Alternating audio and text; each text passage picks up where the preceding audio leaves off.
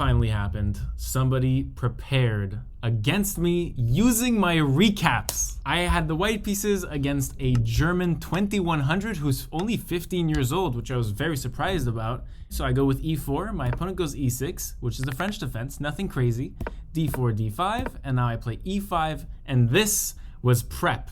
In my last 5 or 6 OTB games over the board, I played knight c3 and going into a winnower with bishop b4 or going into a classical or Rubinstein, etc. My opponent not only knew that I was going to go e5 because he told me after the game that he listened to one of the recaps in my Reykjavik tournament and he told me that I said that I play my main lines online, and he took that information and only prepared against the advanced variation of the French, which I haven't played in like 7 months over the board. So he prepped against this, but I had more prep under this. So after c5, I go with c3, knight c6, knight f3, typical advanced variation. By the way, this was prep, like I had not much time before the round. I had like 45 minutes before the round because the pairings, it was a double round that day. The pairings came like 45 minutes before the round, you get it. So queen b6 is played, and now I prepared this very special line. This is not the first main move played by the masters, not the second, nor the third, nor the fourth, nor the fifth. It is the 6th most popular move, knight a3. And that's what I played. And here the idea is that trades will happen on d4, and the knight will be placed on c2, used to defend the d4 pawn and to push b4 and go really aggressive here on the queen side. And so that's what happened. He takes, and now bishop e4. This is still main theory, but my opponent said after the game that he was very off put by this move knight a3, and his theory went bust. He didn't know what to do here. So I played bishop d2, and it's good to know that my opponent was out of book already. My preparation has been a success. So bishop d2, and here my opponent has the opportunity to take my knight, trade here, and win a full pawn. And it is a move, but white has full compensation for that pawn with the move queen a4, which I had prepared before the game, forking these two pieces, forcing the knight to go back for safety, and now ideas with queen h4. I know, hard to believe, but this actually is very well played at the master level, and I had this prepared. So knight ge7, my opponent said, I don't want any of that. I'm just going to develop and castle. I understand that, so I go knight c2. We trade on d2, and now bishop d7. Developing and also not committing his pieces. This is very important. Here he could have taken on b2, which is also a book move that I studied before the game. I had only 45 minutes, so my knowledge was limited, but I knew that I could give this pawn on b2. If queen takes here, a4, I would have gone bishop d3 and simply castles and just like treat this as if it's an equal position and black has taken a poison pawn from the white pieces on b2. That being said, here you could commit your knight and just attack my pawn here on d4 once more, but then I would go with b4 and etc. Instead here my opponent goes bishop d7. So this move is very patient, bishop d7, because if he commits with knight f5 attacking this pawn, it's not really attacked. Now I can try to counterattack with bishop d3 attacking this knight, and if you were to take here, it's a famous French trap. I have bishop e5 check with a discovery on the queen, so this wouldn't happen and I would attack this knight, and when you cover this check with bishop d7, then I would trade here and be quite happy. I think knight e3 or simply castles and then knight e3, and look at this poor pawn structure. So bishop d7, my opponent uses a nice like patient move to just develop his pieces and make me commit with my bishop first. So I go rook b1, I'm still not committing with a bishop, so rook c8 is still played, and now I go bishop e2, commit my bishop, and now my opponent castles. Once again on knight f5, I think I still have g4, I castle, and now h6.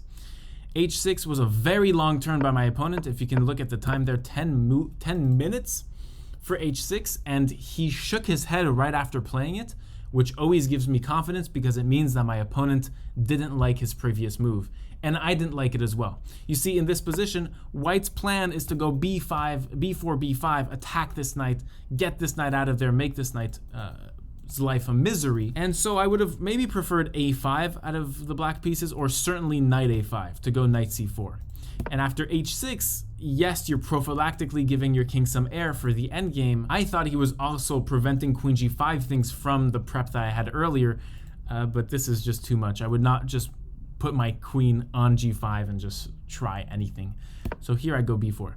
I take my chance. b4, b5, stick this knight down below, and we get a great position. a6 to prevent b5, and here I take a long turn because I have two options here. b5 is the most attractive move, so I'm already settled on b5. It's whether or not black after takes, whether I should take back with my rook or I should take with my bishop. And this is a small dilemma. So I calculated after b5, a takes, rook takes, and now queen a7 attacks my pawn on a2. And yes, I've created a weakness on b7 with an open file on it, but I've also just put the spotlight on my a2 pawn, which is now weak, isolated, and on an open file as well. So I didn't love that. Instead, I wanted to slow down the play. So after a takes, bishop takes b5, and threatening some discoveries, yes, but also not forcing the queen out of a bad file. We're just gonna keep the weakness there until we can exploit it to greater strength. Instead of b5 in this position, upon placing it in a strong engine, the strong engine comes up with something that gives this position a +1 advantage for the white pieces, plus a full pawn up. It's completely equal. And the strong engine just wants to build up tension. So perhaps a comment on this move, which is inaccurate, is that it doesn't build tension. It goes straight for the kill, which is not the aim in this position. Instead, you want to go with a4, maybe with b5 things, and let's say rook c7. The strong engine goes bishop d3, prophylactically taking off this f5 square from the knight, and after f5 takes, it says rook takes, and now b5. So execute now, and we take back, not with the bishop, not with the rook, but with the pawn. And the idea by taking back with the pawn is that all these pieces are nailed down. We don't have the a pawn as a weakness anymore. And we can go with like knight e3 here to stop this knight c4 plan. And overall, white here has a really good position, and the e5 square, which is just a delicious square here. And this is a +1 position. Crazy how the mistake in this position, the mistake by white, is to rush the attack too much. I assessed properly that after b5 takes and a takes and rook takes, here the queen has to go to a7 and there's a spotlight on a weak pawn. But given that, I should have come to my senses and say, well, what if we get rid of this a2 weakness and go a4? And that would have been the better logic. So I went with b5, takes and bishop takes. So now my opponent goes queen a5 and wishes to trade queens with me. Second question of the video. Are you trading queens here? Are you refusing to trade queens? What do you think? If I refuse, I kind of admit I give out to my opponent that I'm giving my opponent the initiative. My opponent gains the initiative almost instantly with powerful moves like queen takes a2 or ideas with knight f5, and it's my opponent who has the turns in this game. You see what I mean? So I only thought of queen takes a2, which is a bit of tunnel vision, if you ask me. So I took on a5, takes, and now my knight is attacked. Of course, I'm thinking 2, 3, 4, 5 moves ahead before trading queens, and I couldn't see much good with knight e3. I just thought like the knight invades here, or you trade and then invade. So I didn't love many of these things, and I come up with a genius move in this position, and that is knight a1. And here, my knight was attacked, right? So I'm making a positional knight maneuver to go to c5 to inflict pressure upon this bishop and this pawn.